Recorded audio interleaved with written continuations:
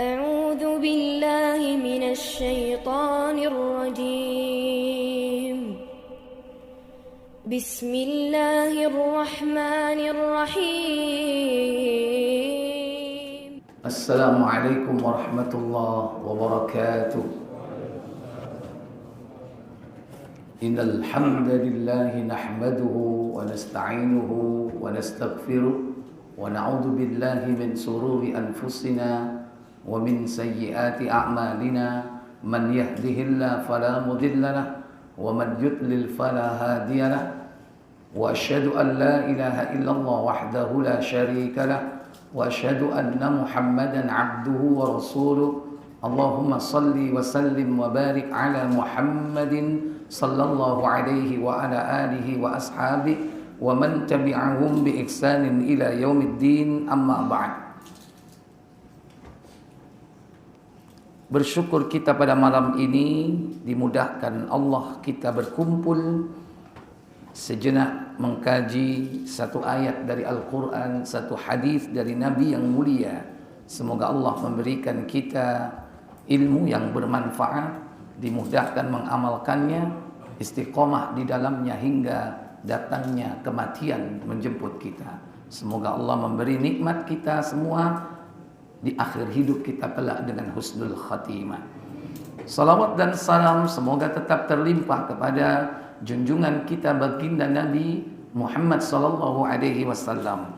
Demikian pula untuk keluarga beliau, keturunannya, para sahabatnya dan seluruh pengikut-pengikutnya hingga tegaknya hari pembalasan.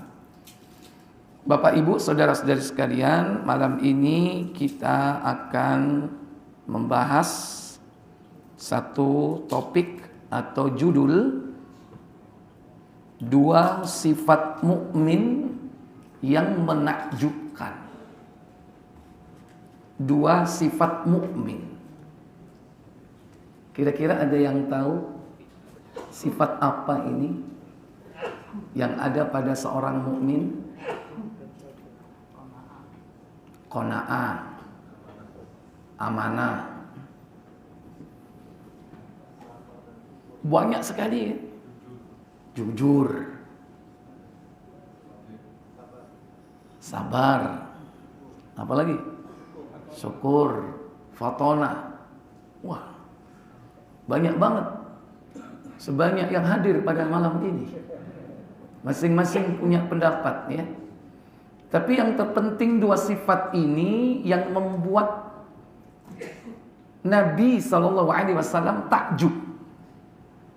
Jadi yang takjub itu bukan kita. Nek wong ngampel itu takjub apa? Biasanya ngomong apa? Ajib. Ini Rasul yang takjub ini.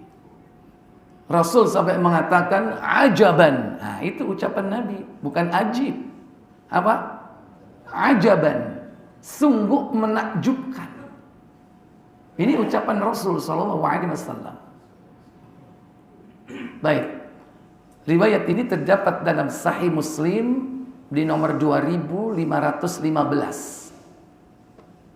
di versi KBC ya. Silakan. Dari Suhaib radhiyallahu an ia berkata. Apa katanya? Rasulullah SAW bersabda. Apa sabda beliau sallallahu alaihi wasallam? Sungguh mengagumkan orang-orang mukmin. Karena pekerjaannya semuanya baik. Iya, ajaban li amril mu'min.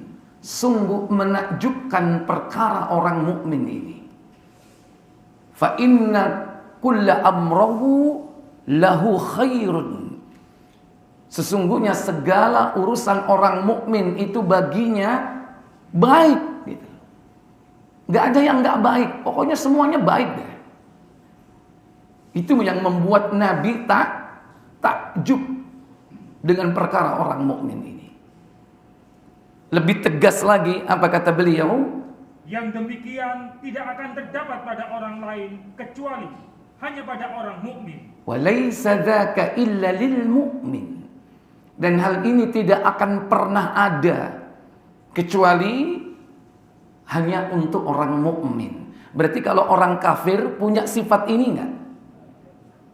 Lawan dari mukmin apa? Kafir. Atau seandainya dia seorang muslim belum sampai tingkat mukmin barangkali ya. Mungkin barangkali di sini ada grade tingkatannya. Dua sifat yang menakjubkan ini pun bertingkat-tingkat yang dimiliki oleh setiap manusia. Ternyata apa? Dua sifat mukmin yang menakjubkan ini, apa kata beliau? Karena apabila dia berhasil atau sukses, dia bersyukur. In asabathu sarra syakara. Jika dia diuji oleh Allah dengan kelapangan, dengan kebahagiaan, dengan kesenangan hidup, mereka bersyukur. Sebaliknya, dan apabila dia ditimpa kesulitan, dia sabar. iya. Wa in asabathu dharra fasabara atau sabara. Jika dia ditimpa ujian, kesempitan, penderitaan, ketidaknyamanan, apapun yang tidak menyenangkan, mereka bersabar. Berarti ternyata apa dan apa tadi? Syukur dan sabar. Kalau pakai bahasa kita 2S, benar? Syukur, sabar. Tapi kalau bahasa Arabnya bukan 2S. Apa? Shin dan sod. Ayo cok lali lu, sin sod. Apa sin sod? Syukur, sabar. Kapan syukur? Kalau diberi nikmat. Kapan sabar? Kalau diuji oleh Allah Jalla wa'ala dengan kesempitan hidup. Pertama, Rasul takjub dengan sifat orang mukmin itu, yakni syukur. Arti bahasa syukur dari kata syakara yashkuru. Syukran artinya berterima kasih. Maksudnya berterima kasih di sini, berterima kasih kepada siapa? Kepada Allah. Karena memang kita diperintah bersyukur itu kepada Allah. Sebagaimana Allah katakan dalam surah Al-Baqarah, surat kedua, 152 kalau tidak salah. Allah berfirman, "Fadhkuruni adhkurkum washkuru li wa la takfurun." Apa kata Allah?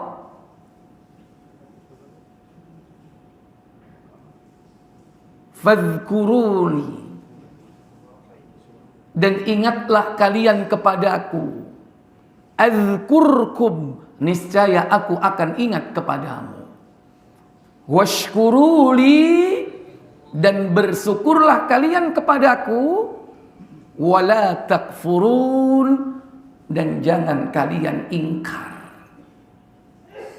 Benar ya? Al-Baqarah berapa? Dicek 152, benar ya? Ini. Jadi Allah perintahkan kita bersyukur, kebalikannya Allah ancam kita jangan sampai kufur. Kalau kufur itu berarti ingkar. Kalau ingkar berarti dia tidak mau berterima kasih kepada Allah Jalla wa'ala. Maka kita diperintah bersyukur kepada Allah Jalla wa'ala. Baik aspeknya meliputi lisanan, qalban wa amalan. Lisan mengucap afdhalud du'a. Afdhalud du'a. Apa afdhalud du'a? Alhamdulillah. Wa afdhaludz dzikri la ilaha illallah. Afdhalud du'a alhamdulillah. Lisan kita mengucap kalimat alhamdulillah. Tentu meyakini dalam hati bahwa yang kita syukuri itu nikmat datang dari Allah. Bukan atas kepandaian kita, kecerdikan kita, kemampuan kita, kepiawaian kita, ketangkasan kita, kejeniusan kita. Sebagaimana Qarun merasa bahwa nikmat itu dari ilmu yang dia miliki, tanpa campur tangan siapapun. Makanya Allah binasakan. Karena hatinya menganggap bahwa Semua nikmat itu tidak ada campur tangan dari Allah Jalla wa'ala. Sementara orang mukmin murni, seluruh nikmat itu hanya datang dari Allah. Maka hatinya meyakini, lisannya mengucap khairud doa. Maka sampai ada hamba Allah yang dijuluki dengan hamba yang pandai bersyukur. Siapa ya? Hamba yang pandai bersyukur.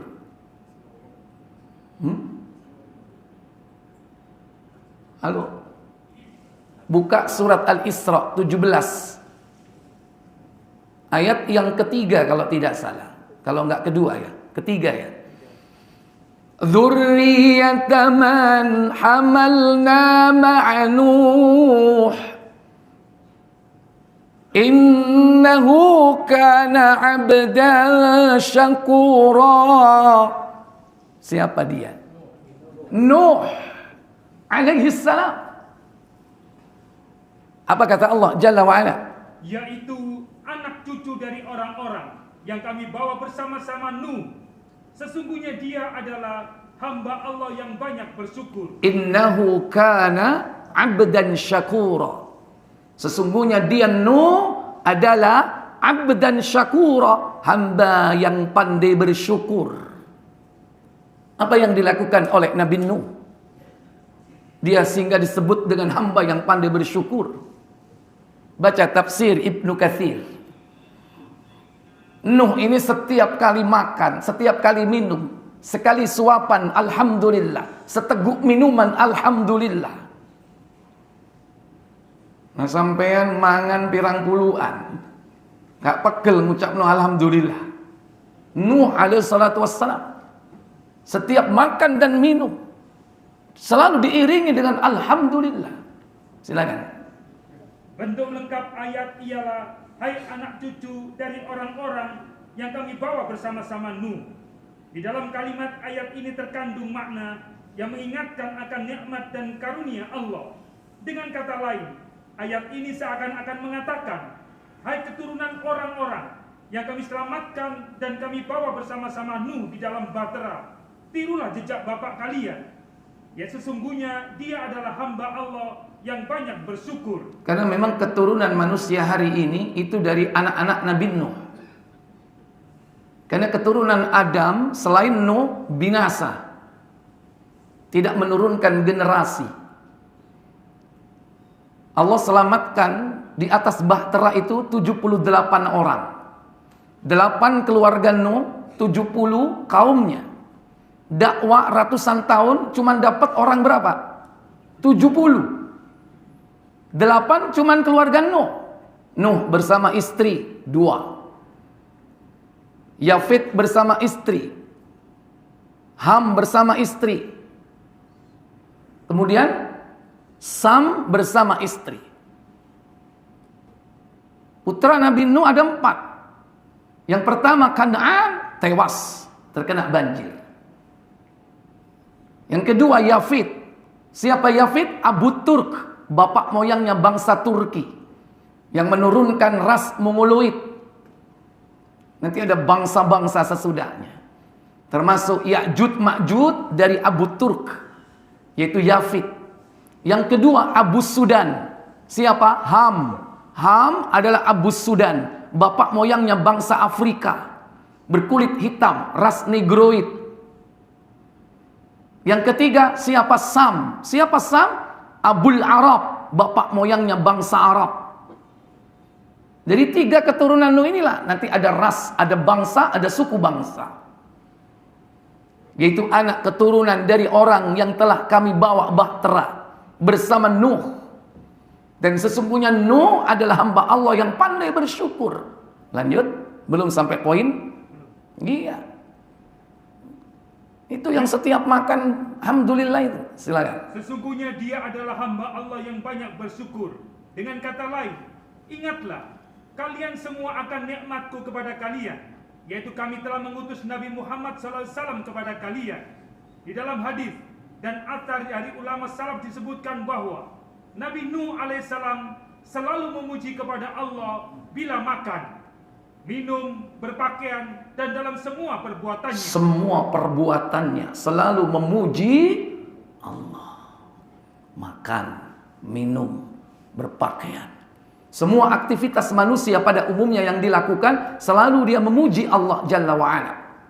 Kemudian, karena itulah maka ia dijuluki sebagai hamba Allah yang banyak bersyukur. Abdan syakura. Terus Imam Tabrani mengatakan, telah menceritakan kepada kami Ali ibnu Abdul Aziz, telah menceritakan kepada kami Abu Naim, telah menceritakan kepada kami Sofan, dari Abu Husain, dari Abdullah ibnu Sinan, dari Sa'ad ibnu Mas'ud As-Sokafi yang mengatakan, sesungguhnya Nabi Nuh mendapat julukan seorang hamba yang banyak bersyukur. Tiada lain karena bila hendak makan atau minum, ia selalu memuji kepada Allah. Imam Ahmad mengatakan, telah menceritakan kepada kami Abu Usama, dari Sa'id ibnu Abu Burda, dari Anas ibnu Malik radhiyallahu an, yang mengatakan bahwa Rasulullah SAW pernah bersabda, sesungguhnya Allah benar-benar ridho kepada seorang hamba manakala ia makan sesuap atau minum seteguk, tidak pernah lupa mengucapkan pujian kepada Allah atas nikmat itu. Tidak lupa memuji Allah atas nikmat tersebut. Kira-kira bisa enggak ya? Antum nek serap berapa teguk? Setiap teguk alhamdulillah.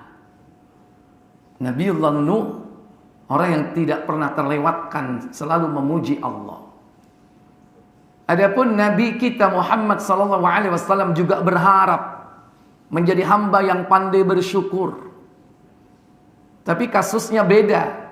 Ketika mabit di rumah Aisyah, beliau ketika itu tidur bersama Aisyah, diraba oleh Aisyah, ternyata beliau sedang menegakkan kakinya, yaitu sholat. Ditinggal tidur oleh Aisyah. Tidak lama lagi, diraba lagi, ternyata kaki beliau masih tegak. Tidurlah Aisyah. Diraba lagi, ternyata kaki beliau masih ditegakkan, yaitu melaksanakan sholat. Maka Aisyah mengatakan, kalau bahasa kita, udahlah bang, abang ini kan sudah diampuni dosanya. Ghufira lahu ma taqaddama min dambi. Sudah diampuni dosanya yang lalu, wa ma ta'akhkhar, dan juga yang akan datang. Kenapa sih kok sholat begitu rupa? Apa jawab Nabi? Nabi mengatakan, afala uhibbu an akuna abdan syakura.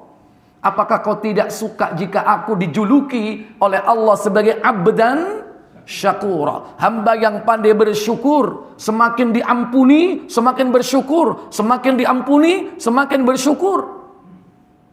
Coba ente oleh SK teko langit diampuni dosane. Halo, sholat apa gak kira-kira? Soli terus apa mandek?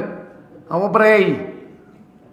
Rasul diberikan oleh Allah Jalla wa'ala kemudahan sebagai suri toladan buat umatnya. Ternyata justru semakin diampuni dosanya, semakin bersyukur kepada Allah, semakin ditingkatkan ibadahnya. Ya, semua ini tidak lain adalah yasirun ala man yassarahullahu alaih.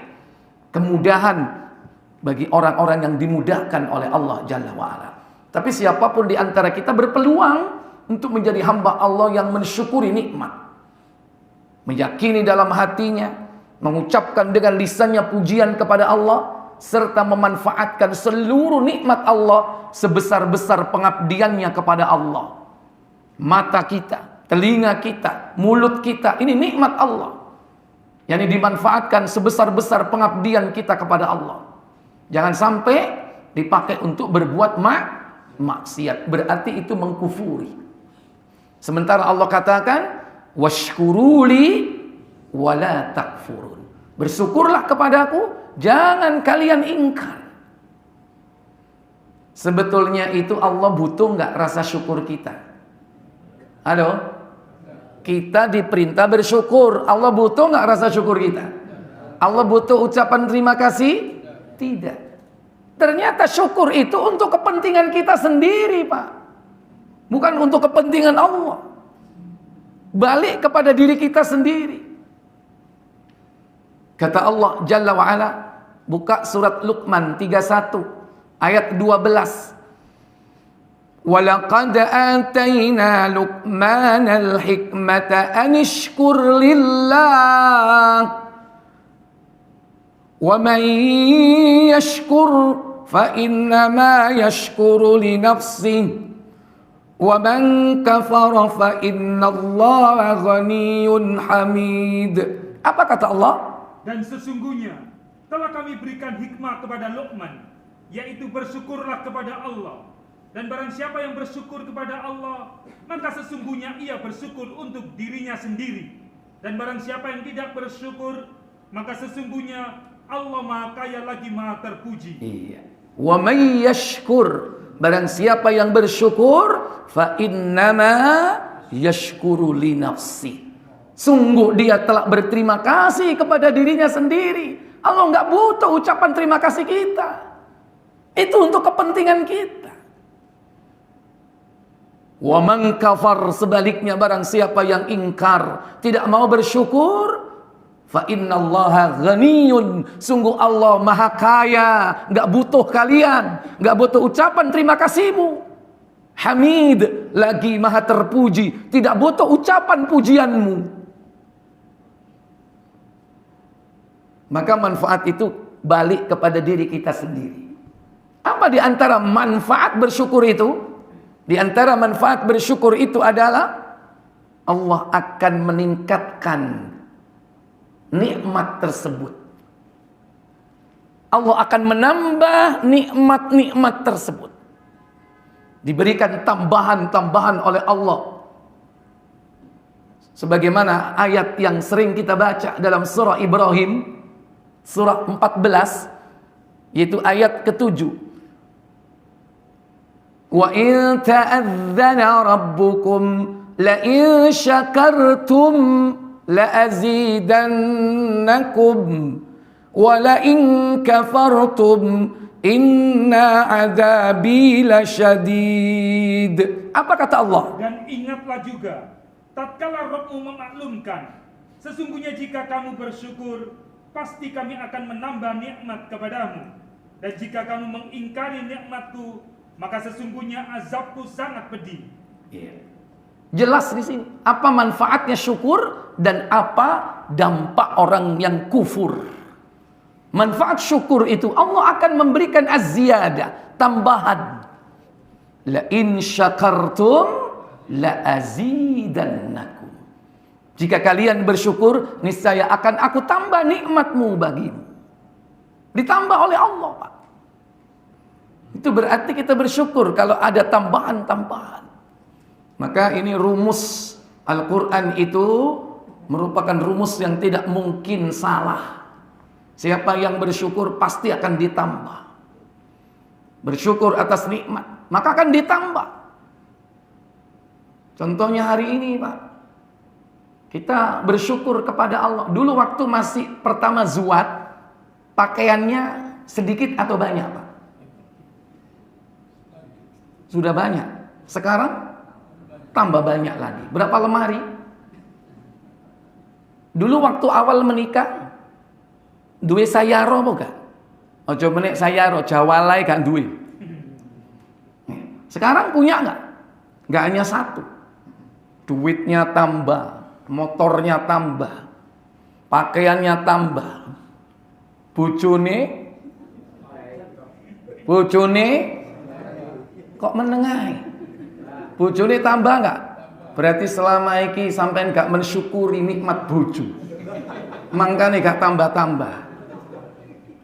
Kan rumusnya jelas kan? La in syakartum la azidannakum. Nek durung tambah berarti bojomu durung mau syukuri. Mau apakno ae harimu iki? Diomeli ae bendino. Ini rumus ini. Cuman harus dipahami, ditambah itu ada dua. Ditambah kuantiti dan quality. Ditambah jumlah atau ditambah kualitas. Kalau tidak ditambah jumlahnya, paling tidak apa yang harus ditambah? Kualitasnya ditambah. Makanya istri itu harus di-upgrade dan ter-upgrade. Berarti apa? Selama ini alhamdulillah disyukuri. Biyen gak gawe jilbab, saiki alhamdulillah jilbabe apa? Brukut. Dulu jilbab masih apa? Jilbab gaul, seni melilit leher. Bareng ikut taklim, pengajian masih alasane arisan, tapi ono pengajian nih. Alhamdulillah berubah. Itu berarti apa? Berarti disyukuri. Biyen kaisok ngaji, saiki alhamdulillah wis apal juz amma. Biyen wis apal juz amma, saiki nambah apal surat Al-Baqarah. Alhamdulillah Al-Baqarah. Itu berarti disyukuri. Dipanggilkan ustazah, suruh ngaji, itu cara mensyukurinya. Di-upgrade istri itu. Biyen ngomelan, saiki ya opo iki tambah ngomel. Berarti iki temenan ta iki. Ketokane jeritan hati. Ini rumus Al-Quran. Jika kita mensyukuri nikmat Allah, Allah akan menambah apapun bentuk tambahannya itu. Maka Allah Jalla wa'ala memberikan kita kemudahan-kemudahan untuk mensyukuri nikmatnya dengan cara mengabdi kepada Allah Tabaraka wa Ta'ala sebagai bentuk syukur kepadanya. Syukur yang paling utama itu adalah apa? Tauhid. Itu syukur yang paling utama. Yaitu tidak berbuat syirik. Itu syukur yang nomor satu. Sebagaimana nasihat Luqman kepada anak-anaknya. Kelanjutan dari surah Luqman 12 ayat berikutnya. Wa idh qala Luqmanu libnihi wa huwa ya'iduhu ya bunayya la tusyrik billah inna syirka la zulmun azim. Apa katanya? Dan ingatlah ketika Luqman berkata kepada anaknya di waktu ia memberi pelajaran kepadanya. Apa isinya? Hai anakku, ya bunayya, janganlah kamu mempersekutukan Allah. La tusyrik billah. Sesungguhnya mempersekutukan Allah adalah benar-benar kezaliman yang besar. Inna syirka la zulmun azim. Sesungguhnya kesyirikan adalah kezaliman yang amat agung. Ini hablum minallah. Mensyukuri nikmat Allah, memperbaiki hubungan kita kepada Allah. Bagaimana caranya? Mentauhidkan Allah, tidak berbuat syirik. Baru setelah itu hablum minan nas. Siapa yang perlu diperbaiki, dibangun dengan baik hubungan dengan sesama manusia? Tidak lain adalah walidain, kedua orang tua. Sebelum karib kerabat, sebelum anak yatim, fakir miskin, pertama walidain, kedua orang tua. Makanya pada ayat berikutnya apa kata Luqman kepada anaknya? Wa wassaynal insana biwalidayhi hamalathu ummuhu wahnan ala wahn wa fisaluhu fi 'amain anishkur li. Perhatikan ayatnya. Anishkurli wali walidaika ilayyal masir. Apa kata Allah? Dan kami perintahkan kepada manusia berbuat baik kepada dua orang ibu bapaknya. Ibunya telah mengandungnya dalam keadaan lemah yang bertambah-tambah dan menyapinya dalam 2 tahun. Bersyakurlah kepadaku kata Allah, dan kepada dua orang ibu bapak, dan kepada kedua ibu bapakmu. Setelah Allah, cara bersyukurnya yaitu apa? Mentauhidkan Allah, tidak berbuat syirik. Maka yang kedua, bersyukur kepada ibu bapak dengan cara apa? Hanya kepadakulah kembalimu. Berbuat ihsan kepada ibu dan bapak. Maka orang-orang yang berbuat syirik berarti orang yang bersyukur atau tidak? Enggak. Tapi kadang salah kaprah, Pak. Alasannya mau bersyukur, tapi malah justru melakukan syirik. Panen raya, tangkapan ikan banyak. Malah apa? Melakukan syirik, melakukan larung saji. Ngai sajen dasi kebo, nek gak dasi sapi dilarung ke laut. Kalau enggak panen raya di sawah buat sajen, malah berbuat apa? Syirik. Katanya dalam rangka syukur. Syukur yang benar itu apa? Tauhidkan Allah, jangan berbuat syirik. Itu cara mensyukuri nikmat Allah yang paling utama. Kemudian yang kedua, sifat mukmin yang kedua yang membuat Rasul takjub itu adalah sabar. Sabar adalah menahan diri. Habasan nafs, menahan diri.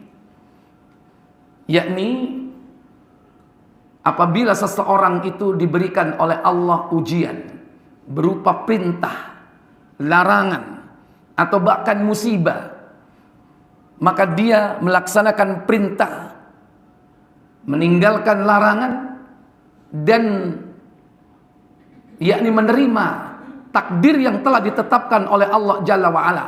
Ini merupakan yakni sabar, yang Allah Tabaraka wa Ta'ala memerintahkan dalam 3 aspek ini untuk bersabar. Bahkan Allah memerintahkan agar manusia itu minta pertolongan melalui 2, salat dan sabar. Allah berfirman dalam surah Al-Baqarah surat kedua ayat 45. Allah katakan wasta'inu bis-sabri was-salah wa innaha lakabiratun illa 'alal khashi'in. Apa kata Allah? Dan jadikanlah sabar dan salat sebagai penolongmu. Dan sesungguhnya yang demikian itu sungguh berat kecuali bagi orang-orang yang khusyuk. Dalam riwayat hadis, salat itu adalah cahaya dan sabar itu adalah sinar. As-salatu nurun, salat itu adalah cahaya. Was-sabru diya'un, sabar itu sinar. Kalau cahaya itu ibarat nurul qamar, yaitu cahaya bulan yang bersifat sejuk. Adapun dia sinar itu ibarat dia usyams, yaitu sinar matahari yang ada rasa apa? Panas. Makanya sabar itu Pak ngempet. Sama-sama cahaya, satunya cahaya yang tidak dengan rasa panas, satunya dengan cahaya yang dengan rasa panas. Itulah sabar. Maka kita diperintahkan oleh Allah bersabar.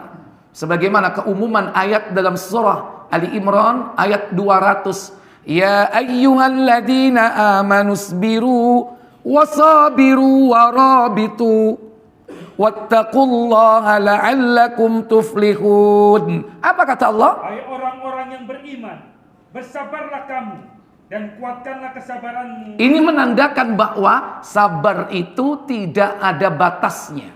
Karena Allah katakan isbiru, bersabarlah kalian, wasabiru, dan kuatkanlah kesabaranmu. Berarti sabar itu nggak ada apanya? Batasnya. Cuman kita ini sering dengar disabar-sabari, gak kene. Sabar itu ono batase rek. Pernah dengar? Jangan-jangan ente pernah ngomong gitu juga. Soalnya wis hawas iki wis lali abe. Bahwa sabar itu tidak ada batasnya, sampai kapanpun batas itu. Wasabiru, kuatkanlah kesabaranmu. Makanya dikuat-kuatkan. Sampai kapan? Sampai selesai ujian dunia. Karena sabar itu berhentinya setelah kita selesai melaksanakan perintah. Karena sabar itu berhentinya kalau kita sudah tidak ada, yakni musibah. Dan tidak ada musibah kecuali kematian. Kalau sudah larangan itu berhenti, berarti kita tidak dilarang. Kapan? Ya ketika sudah mati. Sudah tidak berlaku perintah dan larangan. Makanya ada kalanya kita bersabar pada saat melaksanakan perintah. Contoh melaksanakan sholat, harus sabar.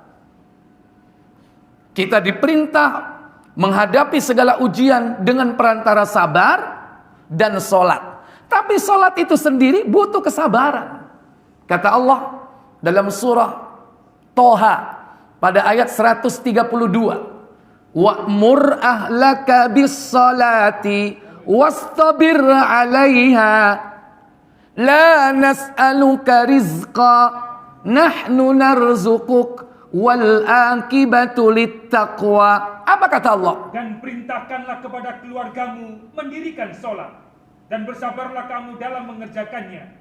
Kami tidak meminta rizki kepadamu, kamilah yang memberi rizki kepadamu. Dan akibat yang baik itu adalah bagi orang yang bertakwa. Iya. Allah katakan, wa'mur ahlak.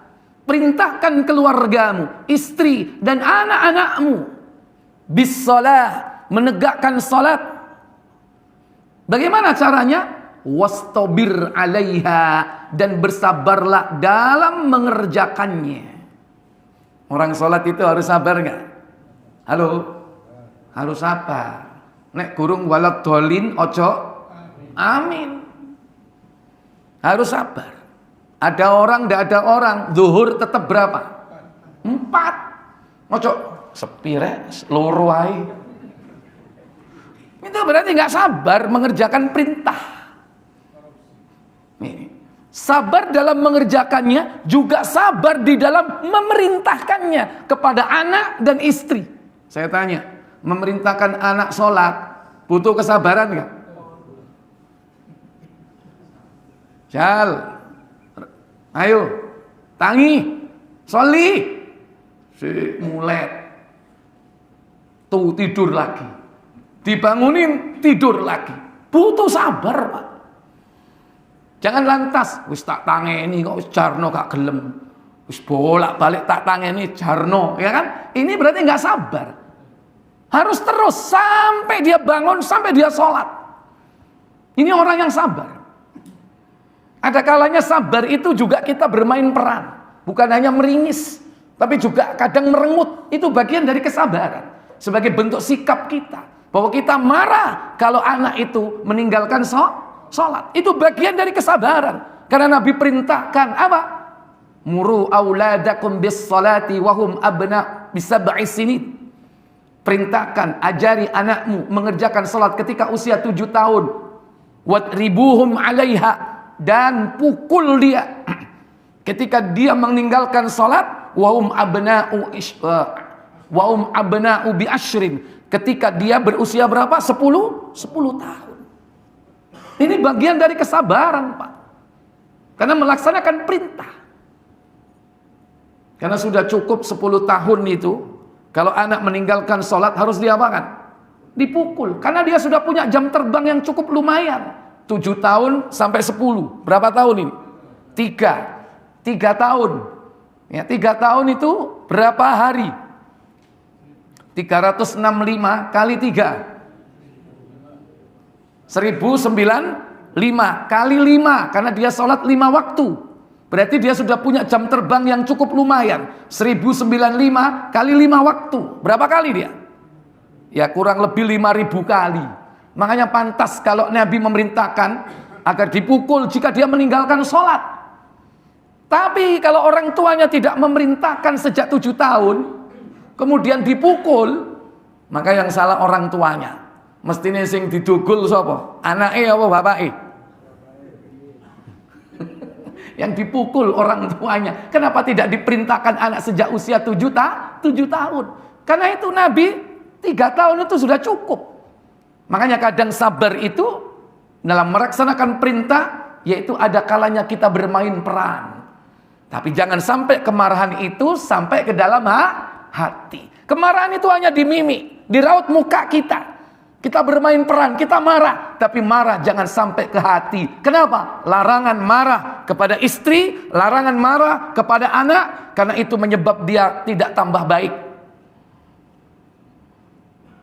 Bingung kadang satu sisi kita disuruh memukul, di sisi yang lain kita nggak boleh marah. Bagaimana maksudnya? Berarti semua ini dalam rangka untuk memberi pendidikan kepada anak-anak dan istri kita. Kemudian sabar yang kedua, sabar dalam meninggalkan perbuatan maksiat. Kadang karakteristik larangan itu Allah memerintahkan menjauhi. Kadang Allah katakan jangan dekati. Contoh jangan dekati, Jangan dekati itu berarti posisinya jauh atau dekat? Halo?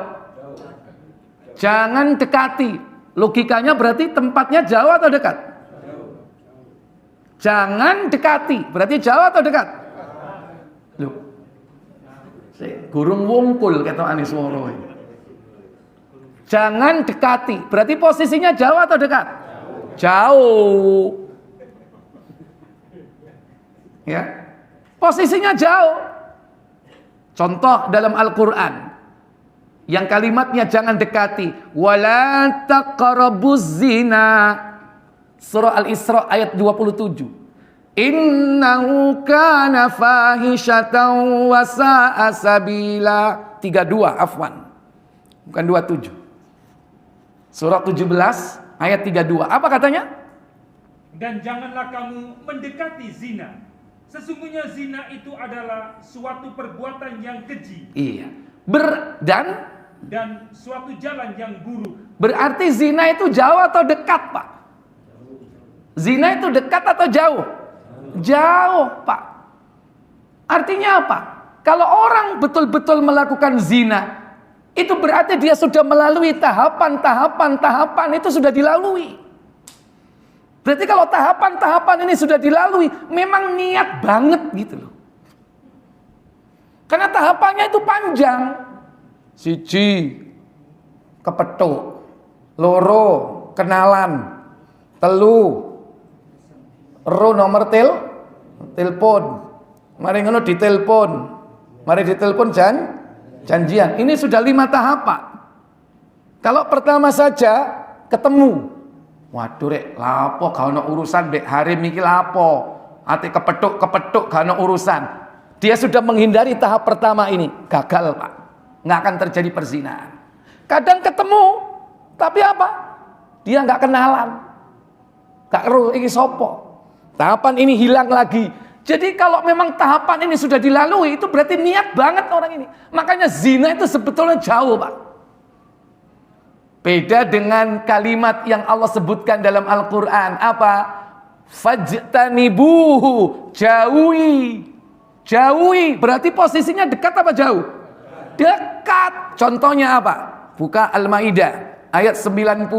Ya ayyuhalladzina amanu. Innamal khamru wal maisiru wal ansabu wal azlamu rijsun min amali syaitan fajtanibuhu la'allakum tuflihun. Apa kata Allah? Hai orang-orang yang beriman, sesungguhnya meminum khamr, berjudi, al-maisir, berkurban untuk berhala, wal ansab, mengundi nasib dengan wal panah, azlam adalah termasuk perbuatan syaitan. Rijsun, najis, min amali syaitan, termasuk perbuatan syaitan. Apa kata Allah? Maka jauhilah perbuatan-perbuatan itu agar kamu mendapat keberuntungan. Fajtanibuhu, maka jauhi. Berarti posisinya dekat enggak? Saya tanya, Homer itu dekat enggak? Dekat enggak Homer itu? Halo? Tonggomu dodolan Homer enggak? Sing warna biru ambek abang iku. Delokon nang kulkas ngisore ana enggak?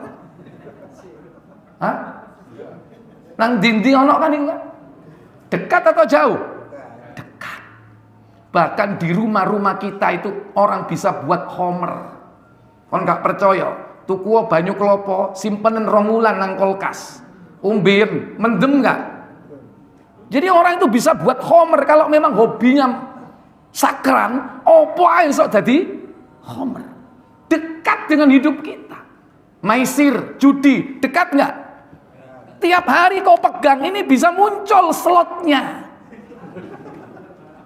Ojo nuduh aku melok main dulu. Sekarang judi itu bisa melalui ini, maisir. Sudah azan ya? Azan dulu. Baik Bapak Ibu saudara sekalian, maka kesabaran para ulama membagi menjadi 3. As-sabru li ta'atillah, sabar dalam rangka taat kepada Allah. Yang kedua, as-sabru 'anil ma'siyatillah, sabar dalam menghadapi perbuatan maksiat. Orang kalau sudah pernah berbuat maksiat, itu tingkat sabarnya harus lebih tinggi. Karena dia punya memori. Otot kita punya memori, otak kita punya memori. Kalau dulu pernah minum khamr, kemudian dia bertobat, mari ngono dijak meneh ambek sohibe. Itu harus lebih sabar lagi. Daripada dulu tidak pernah minum khamr, enggak duwe sohib, suka slok. Gampang menolaknya. Tapi kalau kita sudah punya memori dengan sohib ini, Jal, tal, giliranmu, wis titik ae. Kira-kira bisa nolak nggak? Halo? Berarti tingkat sabarnya harus lebih tinggi daripada yang tidak pernah sama sekali. Orang yang pernah berjudi kemudian hijrah, orang yang pernah berzina kemudian dia tobat, kemudian datang lagi pengaruh syaitan. Ini tingkatnya lebih besar lagi kesabarannya. Demikian pula sabar ketika ditimpa musibah. Maka kita diperintahkan untuk bersabar. Dan sabar ketika dapat musibah itu ada beberapa tingkat, ada 3 tingkat. Pertama, sabar dalam kesempitan. Kedua, sabar dalam penderitaan. Dan yang ketiga, sabar dalam peperangan. Ini grade, level-level yang berbeda. Ada di dalam surah Al-Baqarah 177. Kata Allah, "Laisal birra an tuwallu wujuhakum qibalal masyriqi wal maghribi walakinnal birra man amana billahi wal yaumil akhir wal malaikati wan nabiyyin." Apa kata Allah Jalla wa Ala? Bukanlah menghadapkan wajahmu ke arah timur dan barat itu suatu kebajikan. Akan tetapi sesungguhnya kebajikan itu ialah beriman kepada Allah, hari kemudian, malaikat-malaikat, kitab-kitab, nabi-nabi, dan memberikan harta yang dicintainya. Yang pertama ini konsep iman. Konsep keimanan. Ada 4 konsep di sini yang digabung. Kalau 4 ini digabung, dia akan menjadi hamba bertakwa. Pertama konsep iman. Tadi sudah disebut. Sekarang kedua konsep sosial. Hablum minan nas. Wa atal mala ala hubbihi dzawil qurba wal yatama wal masakin wa ibnis sabil wasailina wa fir riqab. Ini konsep sosial. Apa katanya? Dan memberikan harta yang dicintainya kepada kerabatnya, anak-anak yatim, orang-orang miskin, musafir, yaitu yang memerlukan pertolongan, dan orang-orang yang meminta-minta. Dan untuk memerdekakan hamba sahaya. Konsep sosial, hablum minan nas. Baru kemudian yang ketiga konsep ubudiyah. Apa? Ibadah, hablum minallah. Wa aqamas salata wa ataz zakah. Apa katanya? Mendirikan sholat dan menunaikan zakat. Iya. Kadang wong gak sholat tapi loman, gak mlebu ayat ini. Kadang loman tapi gak sholat. Ono nggak? Mbak wong luar biasa, opo dikekno, tapi wala sholli wala zakat. Sama, nggak masuk ayat ini. Baru kemudian yang ketiga apa? Karakter, sifat orang-orang mukmin. Wal mufuna bi ahdihim idza ahadu, yaitu dan orang-orang yang menepati janjinya apabila ia berjanji. Menepati janji apabila dia berjanji. Kemudian sifat karakter yang kedua orang tersebut apa? Wassabirina fil ba'sa. Apa itu? Dan orang-orang yang sabar dalam kesempitan. Dalam kesempitan. Apa contoh kesempitan? Kemelaratan, kefakiran. Ini sabar tingkat rendah. Orang dikasih fakir itu masih bisa sabar. Tapi kalau sudah ditingkatkan yang kedua apa? Waddarra. Apa itu? Penderitaan. Penderitaan. Dikai loro, dikai kanker. Ya, kanker apa? Kantong kering lah mau, melarat, fakir. Ya, ini dikasih sakit. Kira-kira enak mana? Dikasih sehat, wala fulus, atau fulus banyak, loro terus. Kayak nak kabeh karepmu lah. Pengen lah soge waras ngono ya. Nah, ini sudah ada tingkatannya. Tingkatan pertama kemelaratan, tingkatan kedua lebih kuat lagi apa? Yang harus sabarnya penderitaan, penyakit, sakit. Lebih tinggi lagi apa? Wahinal ba's. Apa itu? Dan dalam peperangan. Dalam peperangan. Ente wis tahu diuji perang? Sopo nang kene sing tahu diuji perang? Disuruh sabar ketika peperangan. Kita belum sama sekali diuji dengan tingkat yang ketiga ini. Tapi orang-orang tua kita dulu sudah pernah diuji dengan sabar ketika perang. Awak dhewe saya dorong, mek dikai melarat ambek loro. Tapi kita diperintah sabar. Ulaika humus sadaqu wa ulaika humul muttaqun. Apa kata Allah? Mereka itulah orang-orang yang benar imannya. Dan mereka itulah orang-orang yang bertakwa. Iya, maka orang yang bersabar akan diberikan oleh Allah rahmat dan diberikan petunjuk. Dalam surah Al-Baqarah, surah yang kedua ayat 155. وَلَنَبْلُوَنَّكُمْ بِشَيْءٍ مِّنَ الْخَوْفِ وَالْجُوعِ وَنَقْصٍ مِّنَ الْأَمْوَالِ وَالْأَنفُسِ وَالثَّمَرَاتِ وَبَشِّرِ الصَّابِرِينَ. Apa kata Allah? Dan sungguh akan kami berikan cobaan kepadamu dengan sedikit ketakutan, kelaparan, kekurangan harta, jiwa, dan buah-buahan. Dan berikanlah berita gembira kepada orang-orang yang sabar. Siapa mereka orang yang sabar? Alladzina idza asabathum musibah qalu inna lillahi wa inna ilaihi raji'un. Apa kata Allah? Yaitu orang-orang yang apabila ditimpa musibah, mereka mengucapkan inna lillahi wa inna ilaihi raji'un. Ini salah satu ciri orang yang sabar. Bahkan Nabi mengajarkan kalimat setelah itu. Apa? Ucapkan inna lillahi wa inna ilaihi raji'un. Allahumma ajurni fi musibati wa akhluf li khairan minha. Ketika Ummu Salamah suruh mengucapkan kalimat ini, bingung. Lu kongkon ganti sing apik. Gak ono sing luwih apik teko bojoku Abu Salamah. Meninggal ini istri dari Ummu Salamah. Wis ta ucapno iki, diucapkan oleh Ummu Salamah, sami'na wa ata'na. Tidak lama lagi Rasul melamarnya, diganti sing luwih Jadi suaminya siapa? Dapat Rasulullah sallallahu alaihi wasallam. Ulaika alaihim salawatum mir rabbihim wa rahmah wa ulaika humul muhtadun. Ada 3 manfaat orang yang sabar dalam menghadapi musibah. Yaitu apa? Mereka itulah, lanjut, orang-orang yang mendapatkan keberkahan dari Rabb-nya serta rahmat.